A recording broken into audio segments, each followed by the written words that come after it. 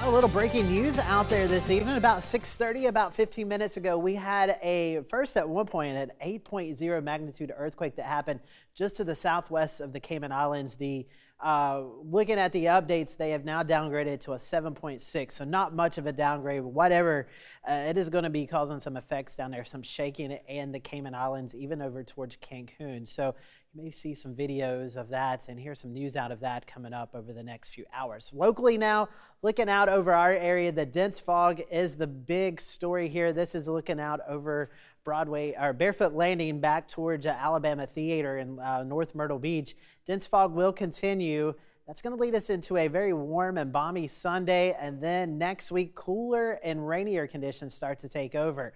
We have this warm front that's kind of wedged into our area. It's going to be pushed up to the north as we go throughout the night, but you can see from North Myrtle Beach to Conway to Myrtle Beach, just this little area that's tucked in close to the coast. That is where we're seeing that dense fog at, and for that reason we do have a dense fog advisory up from Calabash through North Myrtle Beach, over towards the Barefoot Landing area, Myrtle Beach into Socastee, Surfside, Garden City. We are seeing that dense fog out there with visibilities less than a mile. So let's go through this tonight. By 8 p.m. you can still see that fog hanging around, but we are going to start to see some southerly winds. So by 10 p.m. we're starting to see that fog push into North Carolina.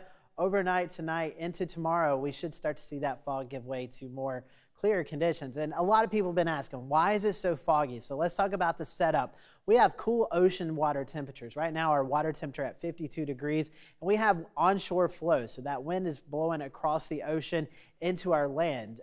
So with that moisture starts to move in, and we start to get a moist atmosphere with those cooler winds and also some warmer air aloft. That temperature about 70 degrees. So with that big difference, that's about 18-degree difference there.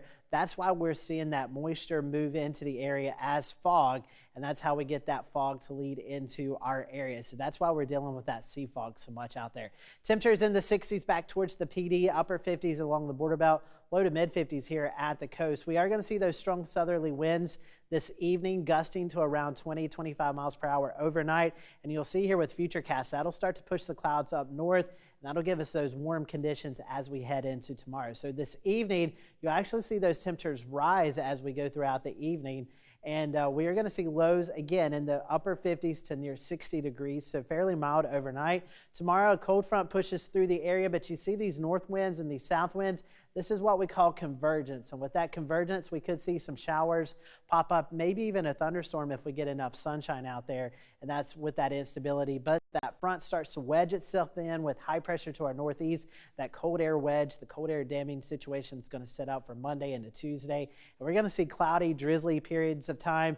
Snow and ice up in Virginia and northern North Carolina, but for us it's just going to be rainfall, and it's going to be periods of rain at least through Thursday. So you can see here we're going through Wednesday into Thursday.